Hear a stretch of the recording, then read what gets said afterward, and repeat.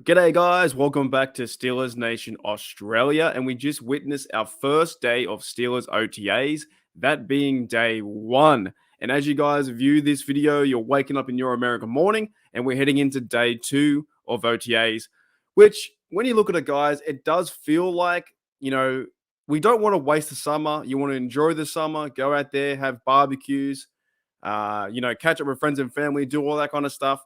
But day by day, the Steelers season is getting closer and closer and closer, and it's freaking awesome. It's freaking awesome. So I want to go through just three things, three takeaways. Now, of course, there's a ton of stuff going on.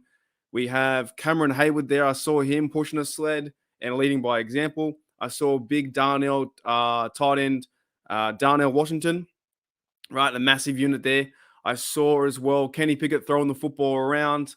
What else did I see in some of the tweets? Obviously, I'm not there. I'm all the way here in Australia. I'm so far away removed. But I was watching a few things on Twitter just to try and catch up and keep myself involved. And when I see the fellas wearing the black and gold, I wish I was there. I wish I was a sideline reporter. I wish I was the water boy. I wish I was the guy putting down the cones. I don't know. I wish I was the guy picking up the footballs or the guy passing the football to Kenny for him to throw the football all the way down the field to Calvin Austin or DJ or whoever, right? Because we saw in tweets too. We saw, and look, just go to Twitter if you want to find some of these videos and stuff like that. You type in Twitter, type in Steelers, you'll see all the reporters who are there. DK, a lot of them tweeting out all the videos. It's freaking awesome. It's one way that I can feel a part of the team and actually feel like I'm there by watching the videos and watching them, slam their head into the practice dummy, and then it's time to go. Right, but here are my three takeaways. And two are a bit crazy. Probably thinking, why would you say that, right? My first takeaway is Mitchell Trubisky. Now, he said this in an interview. I just want to come back because me and Kenny have gotten closer, or I've gotten so close. I want to help him any way I can. Anything I can be there for Kenny is a sounding board or an extra coach or extra eyes on the field. I will be there for him, and he knows that. Now, I love this, actually. Now, as you guys know from last year, when he first came in, when Trubisky first came in, I gave him a chance. I gave him a shot. Everyone was saying he's terrible. He's awful. I don't want to watch him play. I gave him a shot. I was trying to cheer him on. The first 4 games were very hard to watch Trubisky in the offense, even though he's a veteran. I was like, oh man, we didn't play very well, and that's why and how led to his benching. But I love this because now that Trubisky is showing his support for QB1, which is Kenny Pickett, and any publication out there saying there's a quarterback competition, there is none.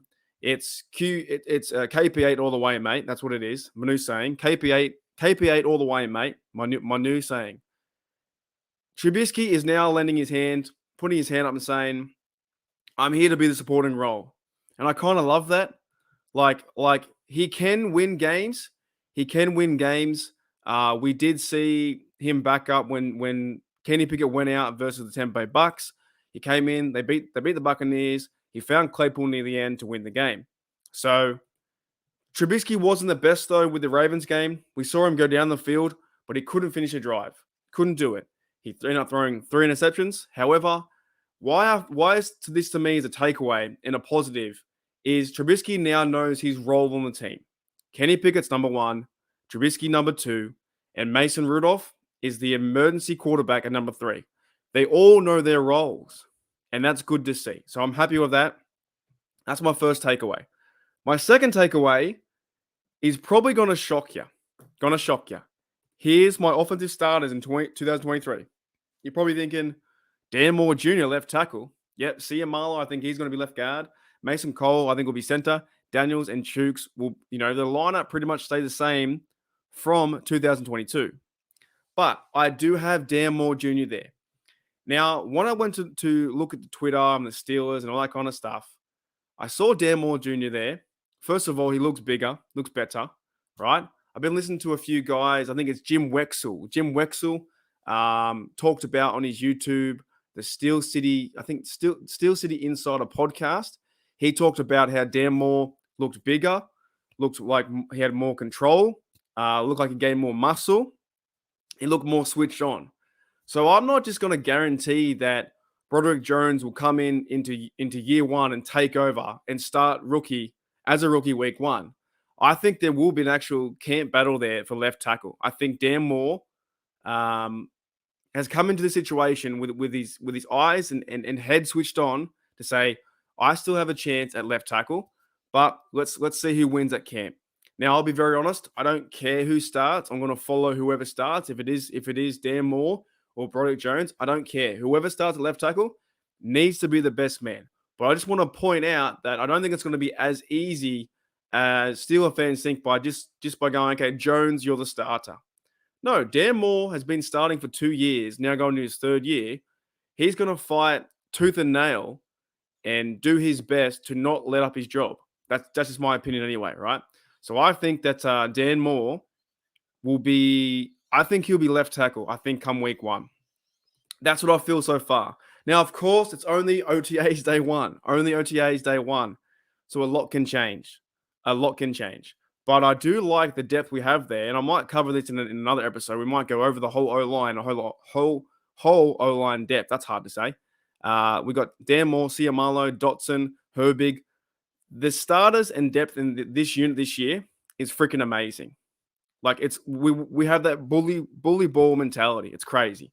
Now my last one, I haven't got a graphic. I just want to say this. I don't know if it's going to happen, but I'm going to try to will it on.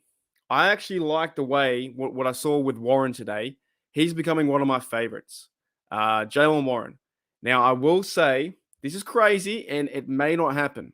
But I predict, and I'm going to put it out there to the Steelers universe, I predict that Jeong Warren will get 1,000 yards this season, rushing. You're probably thinking, what? Well, how? How would he get 1,000 yards? Well, when you average it out over 17 games, because you're going to out an extra game, it works out to be about 60 yards per game. I can actually see the Steelers running the football that much and that effective behind this new offensive line, with all the big fellas being Darnell Washington, if Jones does play, or Dan Moore getting bigger and stronger there, or Marlowe on the left-hand side, I actually think the Steelers, if they do things correctly and if they play that physical football, that smash mouth football, I believe they can get about 150 yards a game or 140 or something like that. And I could actually see that where Najee and Warren split carries more often. We do want to see Najee run the ball as much as possible, 110%. We want to see that. Last year in 2022, I think Najee ran it for like 75% or 70%, and Warren ran it for about 30%. This year in 2023, I can actually see that Warren gets more carries, right, and has a chance maybe to get 1,000 yards. And the reason why I say that is because he's a freaking beast. He's amazing, right? As an undrafted guy, all he wants to do is hold the football, run down the field, run over someone, or break one free, right? We could have that mentality where you have Najee Harris acting like Jerome Bettis the bus, and you have Warren who could be like a fast Willie Parker, right? Now he's not the same speed as Parker, but he definitely could play that role, that second fiddle, to where you have the 1A and the 2B punch. Like, let's go, like 1-2 punch. The big physical guy duo and the other bloke could be on the outside, being Warren, could carve up the yards as well. And in a game, if the Steelers do run the ball and they're getting points on the board, you might see Warren put up 60 yards per game. Maybe he gets about 10, 12, 13 carries. So he averages about 5 yards per carry. I could see that, right? But like I said, 1,000 yards is crazy. And the chance of that happening is probably like a 1% chance. Anyways, that's my 3 takeaways for today. So the Mitch interview, to summarize, I like Trubisky now as quarterback number 2. I like the role that he plays for the Steelers. I'm going to wish him luck and also like a new season. I don't want to hate on anyone. I want to wish him luck as I do with Canada. Dan Moore, I believe he will start left tackle. I think he starts. So this could change throughout the whole process from OTAs going into training camp and mini camp and stuff like that. But right now, I think Dan Moore is in a position to start. And also, one crazy prediction is seeing that Jeong Warren will get his first 1,000-yard season. We might see Najee Harris and Jeong Warren both get 1,000 yards rushing the football. I don't know. Could happen.